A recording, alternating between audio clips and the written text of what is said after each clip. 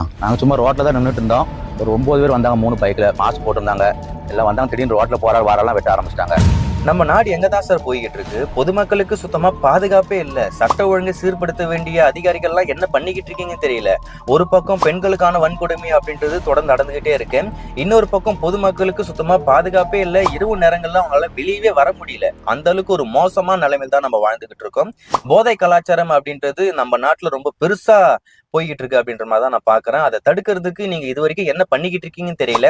Drug free society அப்படின்ற ஒரு விஷயத்தை நாங்க கிரியேட் பண்ண போறோம் அப்படின்ற மாதிரி எல்லாம் பேசுறீங்க. ஆனா அதுக்கான எந்த ஒரு முயற்சியும் பண்ண மாதிரி எனக்கு தெரியல. ரீசெண்டா கூட கஞ்சா போதையில திருத்தணியில 4 இளைஞர்கள் வட மாநிலத்தை சார்ந்த ஒரு நபரை சரமாரியா கத்தியால வெட்டி கொடூர தாக்குதல் பண்ணி அதை வீடியோவா எடுத்து இன்ஸ்டாகிராம்ல பதிவு பண்றாங்க.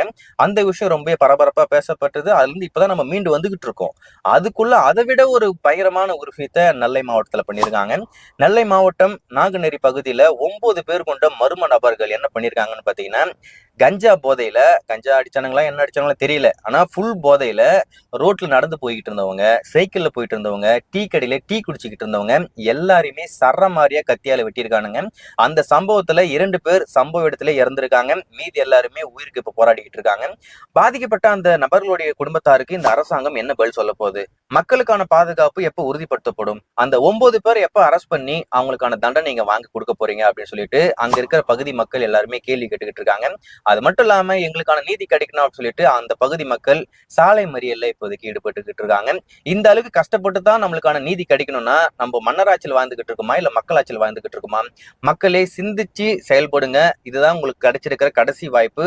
இதை நீங்க தவற விட்டுட்டீங்கன்னா நம்மளுடைய நாடு இப்ப இருக்கிறத விட ரொம்பவே மோசமான நிலைமைக்கு தான் தள்ளப்படும். 2026 ஒரு மிகப்பெரிய ஜனநாயக மாற்றம் கண்டிப்பா நம்ம எல்லாருமே ஒற்றுமையா இருந்து கொண்டு வருவோம். வெற்றி நிச்சயம்.